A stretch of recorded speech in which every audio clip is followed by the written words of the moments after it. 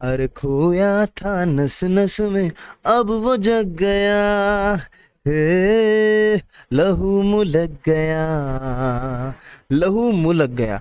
लहू क्या होता है? लहू होता है ब्लड हमारा, है ना। तो ये जो वीडियो है ये इसी लहू पर बेस्ड है, यानी हमारे ब्लड पर। तो ब्लड की कंपोजिशन और उसके फंक्शंस की हम लोग स्टडी कर रहे हैं, ब्लड फिजियोलॉजी हम स्टार्ट कर रहे हैं, ठीक है। तो सबसे पहली बात, नाम सुनते आता है कि ये ब्लड होता क्या है और इसकी कंपोजिशन बता दो। तो ब्लड अगर डेफिनेशन वाइज बात करें तो blood is a specialised fluid connective tissue. आपको ये बोलना है क्या होता है blood? Specialised fluid connective tissue होता है। और इसमें क्या क्या चीजें होती हैं? इसमें एक तो होता है इंटरसेल्यूलर सब्सटेंस, लिक्विड सब्सटेंस, है ना, जिसको प्लाज्मा कहते हैं, और दूसरा होता है फॉर्म्ड एलिमेंट्स, ठीक है। तो प्रॉपरली एक बार पढ़ते हैं कि blood is a specialised fluid connective tissue composed of liquid intercellular substance that is plasma. ओ माँ, तो it is plasma and formed elements. कौन से होते हैं फॉर्म्ड एलिमेंट्स? अपनी R B C W B C. B C का मतलब क्या होता है? Blood cell, okay. देन हम बढ़ते हैं प्लेटलेट्स। ये सारे के सारे प्लाज्मा और फॉर्म्ड एलिमेंट जो होते हैं ये मिलकर के बनाते हैं हमारा ब्लड। और ये जो फॉर्म्ड एलिमेंट्स हैं they circulate in a closed system of blood vessel along with the plasma, ठीक है। This is blood. Composition of blood की बात करें तो पूरा जो ब्लड है उसको हम लोग दो पार्ट में डिवाइड करते हैं, ठीक है। फॉर्म्ड एलिमेंट कितने होते हैं? 45% और फ्लूइड पोर्शन प्लाज्मा कितना होता है? 55% होता है।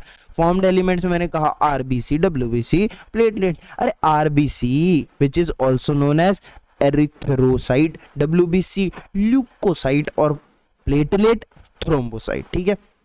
अब फ्लूइड जो पोर्शन है प्लाज्मा विच इज 55%, अब उसमें से भी जो 90 to 92% है ये होता है अपना आज ब्लू है पानी पानी पानी पानी पानी, और बाकी का पोर्शन होता है सॉलिड, 8 से 9% दैट इज सॉलिड। और उस सॉलिड पोर्शन में क्या क्या आता है देखो ध्यान से सुनना।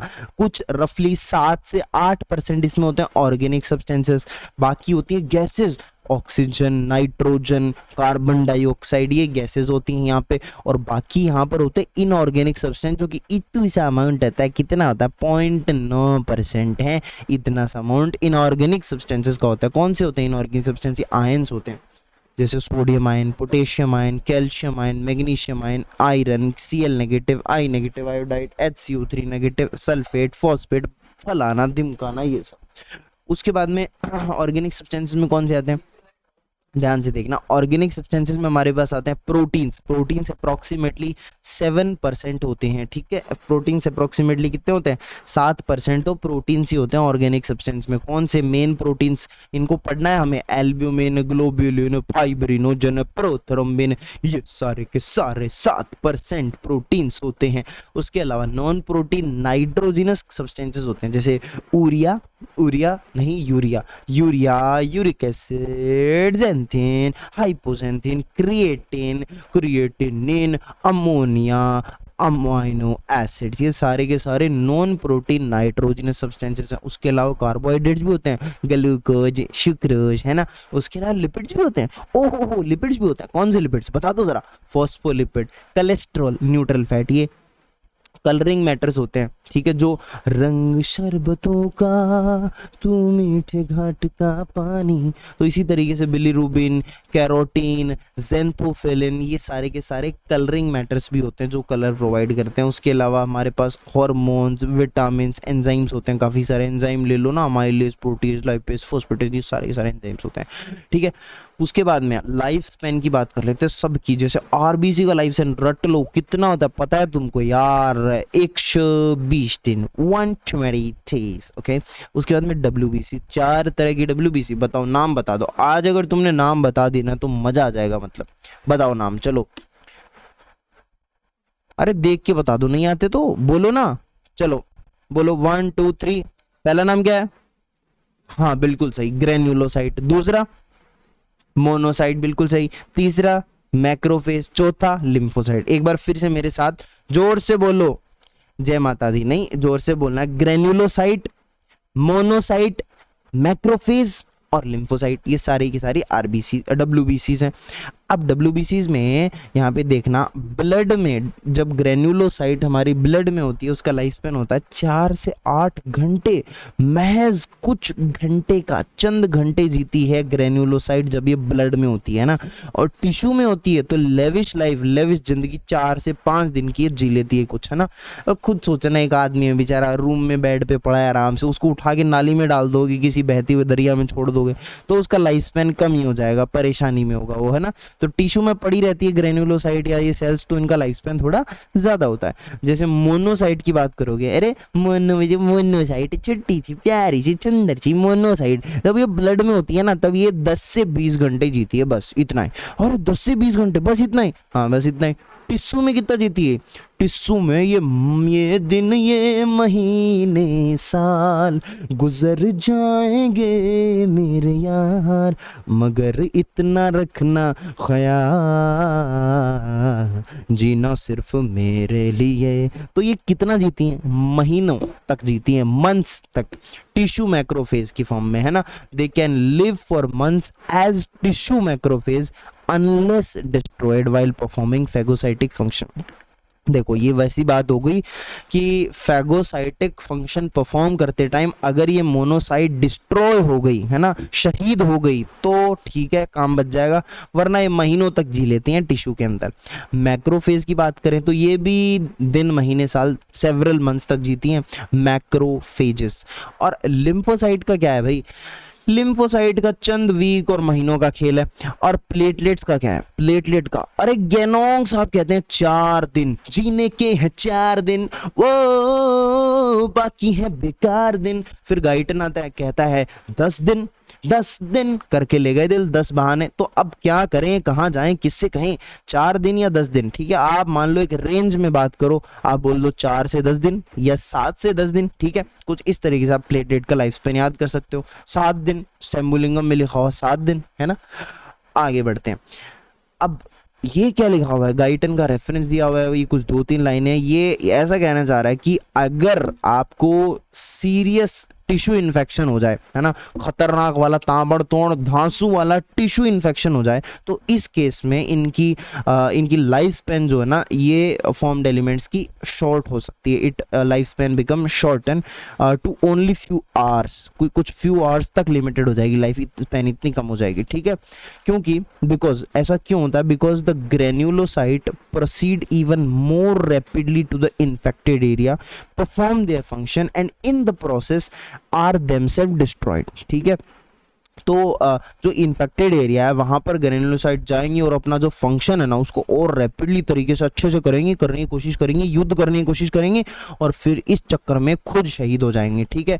The life span of lymphocyte depend on body's need of this cell. और लिम्फोसाइट का एक स्पेशल ऐसा केस है कि इनकी जो लाइफ स्पैन है ये डिपेंड करती है कि बॉडी को इनकी जरूरत है कि नहीं। अगर जरूरत नहीं है तो जैसे एक दूध में से मक्खी को निकाल के फेंक दिया जाता है, उसी तरीके से इनको खत्म कर दिया जाता है। That's it.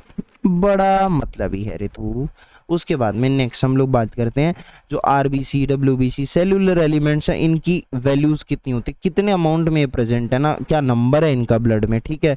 जैसे RBC है ना, आप ऐसा ही वैल्यू को आप देख लेना, लेकिन ट्रेडिशनल वैल्यू ज़्यादा याद रखने की कोशिश करना। दोनों को, है ना, कोई फ़र्क तो है नहीं भाई, ट्रेडिशनल यूनिट तो चेंज हो रही है, ध्यान दे लेना। RBC में अगर आप बात करोगे मेल की, है ना, मर्द में ज़्यादा RBCs होती हैं। कितने नंबर में होती हैं? 4.9 to 5.5 million per mm cube of blood. This is very important to say, million per mm cube of blood, ठीक है। फीमेल में ओके, तो फीमेल को देखो मैंने रेड कलर से हाईलाइट किया, खतरे की घंटी, है ना। फीमेल के अंदर RBC कमी होती है थोड़ी, कितनी होती है? 4.4 to 5 मिलियन पर mm क्यूब ऑफ ब्लड, ठीक है। ये भी गाइटन का डाटा। उसके बाद में अगर WBC की बात करोगे तो ये कितना है? 4000 to 11,000 पर mm क्यूब ऑफ ब्लड, ठीक है।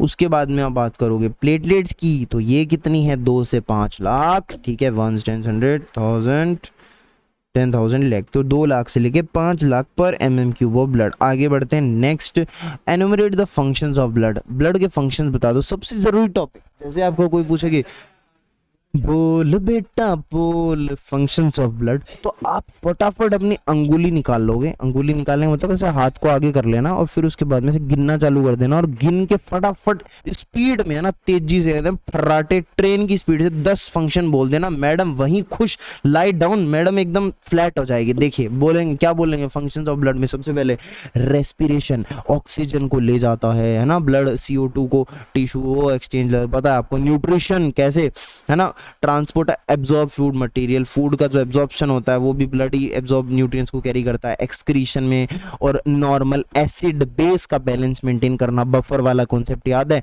वाटर बैलेंस मेंटेन करना, है ना, ठीक है। एक्सचेंज अगर कम हो गया तो बाहर से अंदर, अंदर से बाहर, ये सब करते रहता है blood. Regulation of body temperature by distribution of body heat, उसके अलावा हार्मोन्स का ट्रांसपोर्ट, मेटाबॉलिज्म में रेगुलेशन में, मेटाबॉलिज्म की रेगुलेशन करना, है ना, और जो मेटाबोलाइट्स हैं उनका ट्रांसपोर्ट करना बाद में, और फिर उसके बाद में डिफेंस मैकेनिज्म, है ना, डिफेंस के लिए काम करना, जैसे WBC डिफेंस मैकेनिज्म में इन्वॉल्व होती हैं, है ना, और एंटीबॉडीज हैं ये भी इन्वॉल्व होती हैं कोगुलेशन में, स्टोरेज में, है ना, स्टोरेज में, है ना। जो ब्लड होता है ना हमारा, ये रेडीमेड सोर्स होता है वाटर का और इलेक्ट्रोलाइट्स का, कुछ इलेक्ट्रोलाइट्स का, जैसे ग्लूकोज, सोडियम, पोटेशियम, है ना, ये कॉन्स्टेंटली टिश्यू को चाहिए होते हैं, तो इनका जो ब्लड होता है वो रेडीमेड सोर्स होता है। उसके बाद में आपको कोई पूछे what is fluid of life, क्या होता है, ब्लड होता है। कैसे, ये क्या करता है, ऑक्सीजन, जीवन दायनी ब्लड, लाइफ वाली जो गैस है, लाइफ प्रोवाइडिंग गैस, ऑक्सीजन, उसका ट्रांसपोर्ट, CO2 का एक्सचेंज, जो भी है लंग्स वाला कॉन्सेप्ट, है ना। Fluid of growth, fluid of growth को क्या होता है, ये भी ब्लड ही होता है, फ्लूइड ऑफ ग्रोथ, है ना। ये अब फ्लूइड ऑफ ग्रोथ क्यों बोला, ग्रोथ यानी न्यूट्रिशन, तो ये न्यूट्रिशन में काम आता है ना, न्यूट्रिटिव सब्सटेंसेस को डाइजेस्टिव सिस्टम से एब्जॉर्ब करके ट्रांसपोर्ट करता है, हॉर्मोन्स को एंडोक्राइन सिस्टम से टिश्यूज तक पहुंचाता है। उसके बाद में फ्लूइड ऑफ हेल्थ भी इसको कहते हैं, है ना, क्योंकि ये क्या करता है, ये एक्सक्रीशन में हेल्प करता है, ठीक है। तो it protect the body against the diseases, है ना, by getting rid of the waste product and unwanted substances by transporting them to excretory organ like kidney. उसके बाद में हमारा इस वीडियो का आखिरी टॉपिक है RBC, sorry red bone marrow, है ना। ये क्या होता है बोन मैरो, बोन मैरो क्या होता है, मतलब बहुत सारे लोगों को तो ये भी नहीं पता होता बोन मैरो क्या होता है। उन्होंने क्रिश मूवी देखी होती है, उसके अंदर मतलब वो होता है ना कि ये मैरो मुझे दे दे, बोन मैरो मुझे दे दे, तो वो बस बोन मैरो ऐसे सुन के आ जाते हैं। बोन मैरो क्या होता है, डेफिनेशन बताओ बोन मैरो की, मतलब क्योंकि ऐसा थोड़ी बताओगे ना, मैडम आपको पूछेगी, सर आपको पूछेंगे कि वाइवा में कि बताओ what is bone marrow, so you have to be very like, आपको थोड़ा मतलब अच्छे से बतानी है ना, अच्छी इंग्लिश में, अच्छी वाली अंग्रेजी में आपको बतानी पड़ेगी। तो आप बोलोगे active cellular bone marrow is called red bone marrow. What is red bone marrow, it is active cellular bone marrow, है ना। ओके, इसका डिस्ट्रीब्यूशन ये भी बहुत जरूरी है। क्या डिस्ट्रीब्यूशन है, देखो जब इंसान पैदा होता है eight the time of birth, जन्म में, है ना, तो at the time of birth जितना भी मैरो होता है वो सारा का सारा रेड बोन मैरो ही होता है ना। बोन मैरो अलग अलग होते हैं ना, red bone marrow, yellow bone marrow. तो at the time of birth जितना भी मैरो है ना आनंदा, वो सारा का सारा रेड बोन मैरो होता है, ठीक है। और जैसे जैसे एज बढ़ती जाती है जो रेड बोन मैरो होता है वो बदलता जाता है, किसमें, येलो बोन मैरो में, है ना। सबसे पहले अब बोन मैरो कहाँ यार, बोन में प्रेजेंट होता है ना अंदर, है ना। ये चीज़ अब डिस्कस करेंगे, काफ़ी बड़ा हो जाएगा, जब हम बोन पढ़ेंगे तब लोग हम डिस्कस करेंगे, ठीक है। तो red bone marrow yellow bone marrow में बदल जाता है विद इंक्रीजिंग एज, ठीक है। अब जो ये प्रोसेस है कन्वर्ट होने की, चेंज होने की, ये सबसे पहले स्टार्ट होती है बोन का जो मतलब जो लिम्स की जो डिस्टल बोन है ना, जैसे टार्सस और डिस्टल मतलब दूर जाके भी मुझसे तुम मेरी यादों में रहना कभी अलविदा। तो इसी तरीके से जो डिस्टल बोन्स हैं लिम्ब की, टार्सस एंड कार्पस, है ना, उनमें सबसे पहले ये प्रोसेस चालू होती है। देन फिर ये प्रोसेस इंटरमीडिएट बोन्स में जाती है, टिबिया, फिबुला, रेडियस, अल्ना, इनमें जाती है। उसके बाद फाइनली प्रॉक्सिमल बोन्स तक ये चीज़ पहुंच जाती है। प्रॉक्सिमल बोन कौन सी, फीमर और ह्यूमरस, कौन सी, फीमर और ह्यूमरस। उसके बाद में एट द एज ऑफ 20, अरे मैं बबली हुई तू बंटी हुआ, बंद कमरे में 2020 हुआ। तो बंद कमरे में जब 2020 होता है, जब एज हो जाती है बंदे की 20, तो उस टाइम पे क्या होता है कि all the bone marrow of long bones, long bone में जितना भी मैरो है वो सारा का सारा येलो बोन मैरो हो जाता है। क्योंकि देखो ये कन्वर्ट होने की प्रोसेस तो इंक्रीजिंग एज में पहले ही चालू हो गई थी, ठीक है। अब एक्सेप्शन है upper end of femur and humerus. बस फीमर का और ह्यूमरस बोन का, फीमर का और ह्यूमरस का जो अपर एंड है वहां पर सिर्फ रेड बोन मैरो बचता है, बाकी पूरा येलो हो जाता है एट द एज ऑफ 20। अब अडल्ट्स की बात करें, अडल्ट्स में red bone marrow persist mainly in the vertebrae. Red, अब देखो अडल्ट में तो कहाँ नामो निशान बचेगा, कुछ लिमिटेड जगह रेड बोन मैरो होगा। कहाँ कहाँ पर होगा बता दो? वर्टिब्री में, स्टर्नम में, ठीक है, रिब्स में और स्कल की बोन्स में और पेल्विस की बोन्स में, यहां पर आपको रेड बोन मैरो देखने को मिलेगा। क्या फंक्शन होते हैं रेड बोन मैरो के बता दो? बोलो बोलो ना, बोलते क्यों नहीं? Formation of RBC, formation of granulocyte और मोनोसाइट और लिम्फोसाइट भी लेस एक्सटेंट में बनाता है। उसके अलावा ब्लड प्लेटलेट्स का फॉर्मेशन और मैक्रोफेजेस के द्वारा रेड आरबीसीज का डिस्ट्रक्शन भी करना, ठीक है, which constitute the part of blood sinus. उसके बाद में प्लाज्मा और सीरम में क्या फर्क होता है, तो आपको सिर्फ इतना याद रखना, एक लाइन बोलूंगा मैं, plasma without clotting factors is called serum. फिर आपकी पूरी टेबल क्लियर हो जाएगी। देखो प्लाज्मा क्या होता है इतना हम जानते हैं कि it is the non cellular fluid portion of the blood. अब यही चीज सीरम के लिए ले लो, ये क्या होता है, बस इसको थोड़ा देखो समझाया हुआ है कि if the blood is allowed to clot, the clot is removed and the clot is removed, the remaining fluid is called serum। मतलब the plasma without the clotting factor, clot को रिमूव कर दिया। भाई क्लोटिंग फैक्टर को remove कर दोगे तो clot नहीं बनेगा, तो क्लोट रिमूव्ड, ये कहने का मतलब ये plasma without the clotting factor, ठीक है। अब दूसरा पॉइंट आएगा कि serum does not contain fibrinogen factor फलाना ढिमकाना, तो वही चीज यहाँ आ जाएगी। प्लाज्मा में होते हैं blood clotting factor. Serotonin count low होता है प्लाज्मा के अंदर लेकिन सीरम में सेरोटोनिन कंटेंट हाई होता है। क्योंकि यहाँ पर प्लेटलेट का ब्रेकडाउन होता रहता है, तो due to the breakdown of platelet serotonin count is high in serum. उसके बाद में प्लाज्मा कैन क्लॉट, प्लाज्मा में क्लॉट बन सकता है, सीरम में बन सकता है क्या? ना ना ना ना ना रे ना रे ना। क्यों? क्योंकि यहाँ पर तो ब्लड क्लॉटिंग फैक्टर्स ही नहीं होते, तो क्लॉट कैसे बनेगा, है ना। कलर, मैं रंग शरबतों का, तो प्लाज्मा का रंग क्या होता है? पीला रंग होता है। क्या होता है? पीला। और सीरम का क्या कलर होता है? Straw colour. स्ट्रॉ को देशी भाषा में बोलेंगे थोड़ा pale yellow straw colour, Google पे सर्च करके देखना। तो ये हमारा इस वीडियो का कंटेंट था। अब नेक्स्ट वीडियो में हम लोग है ना प्लाज्मा प्रोटीन्स पढ़ेंगे, इनके फंक्शंस, डिफरेंट प्लाज्मा प्रोटीन्स, ठीक है। तो मिलते हैं अगले वीडियो में। टिल देन अच्छा तो हम चलते हैं।